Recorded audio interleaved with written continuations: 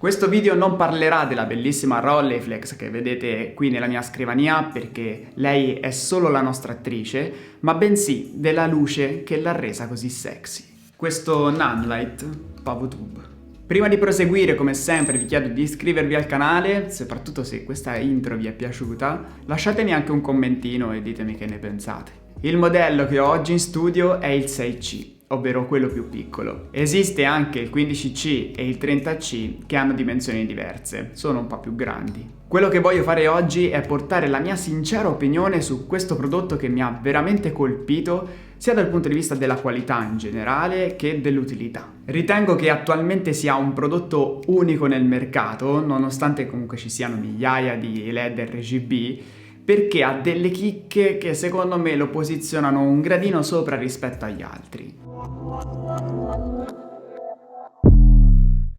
Innanzitutto è costruito bene, è solido e dà una bella sensazione premium. Non sembra di tenere in mano una di quelle cinesate con la peggio plastica esistente. Quindi già questo secondo me è un plus non da poco. Sul retro c'è pure un piccolo display sul quale è possibile visualizzare tutte le informazioni e navigare nei menu. È piccolo, però è veramente molto utile. Le possibilità con questo LED sono veramente infinite. Non voglio dilungarmi troppo su questo aspetto. Possiamo cambiare la temperatura colore, dimmerare la luce, è RGB, quindi possiamo selezionare un colore e gestire anche la sua saturazione, e abbiamo veramente tantissimi effetti completamente personalizzabili che rendono veramente versatile questa luce.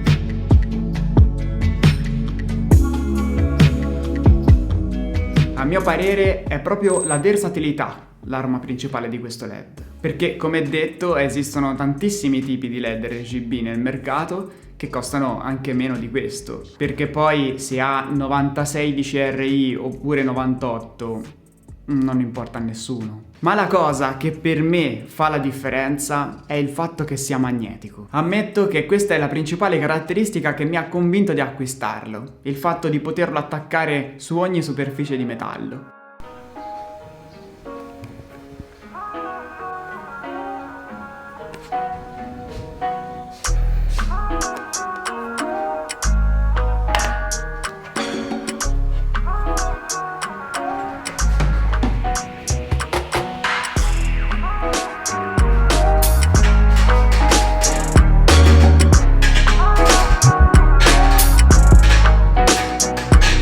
Non so se vi rendete conto quanto sia utile questa cosa, perché spesso parliamo sempre solo della luce e tralasciamo questi aspetti. Si può utilizzare questa luce come pratical all'interno del frame perché è piccola, è carina e assomiglia un po' a una plafoniera, quindi si confonde anche molto bene con l'ambiente, e comunque si può usare facilmente, anche in condizioni di poco spazio, perché non hai necessariamente bisogno di un C-stand o di uno stativo. Non hai bisogno neanche della corrente perché va a batteria. Questa sua versatilità secondo me è la svolta.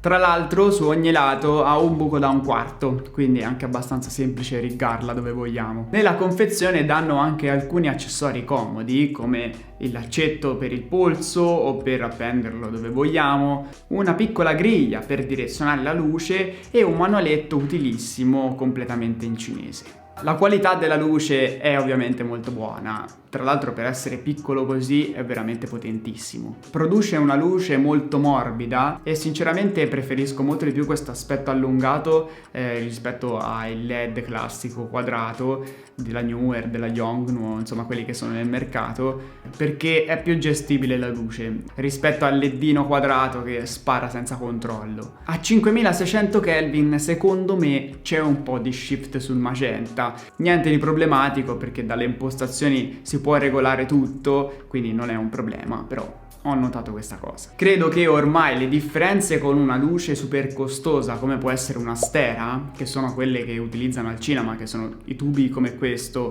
però più professionali, penso che comunque le differenze siano pochissime ormai. Una cosa in particolare però c'è, e devo ammettere che mi sarebbe piaciuto averla. Gli Astera e anche gli Apture MC, che sono i mini LED, quelli piccolini che ti vendono in kit, è possibile collegarli tra loro e farli comunicare. Questo vuol dire che se io ho due LED uguali, li posso sincronizzare. Posso decidere di farli partire insieme, oppure stabilire un tempo di fine tra uno e l'inizio dell'altro, oppure un effetto alla fine di uno e all'inizio dell'altro, può essere un fade in o un fade out.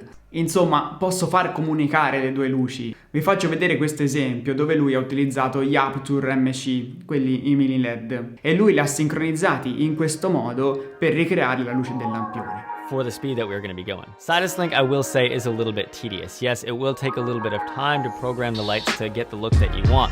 But what I did is took all the lights, lined them up 1 through 6, and put them in the timeline 1, 2, 3, 4, 5, 6.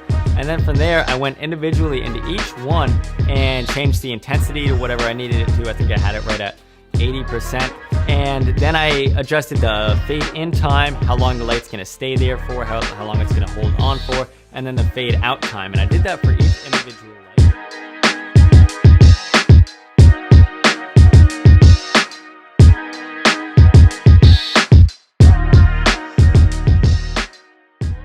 Ecco, questo non è possibile farlo con i Nanlite. Anche acquistando il Nanlink, che è praticamente il telecomando per la gestione da remoto delle luci di Nanlite, che è fondamentalmente uguale a un telecomandino di una striscia LED, e loro te lo vendono separato, maiali. Anche utilizzando quello e settando le luci magari tutte nello stesso canale, ne funzionerà una sola, quindi anche in quel modo non è possibile. Sono sicura al 100% che la introdurranno nelle prossime versioni, perché è una di quelle funzioni più pro.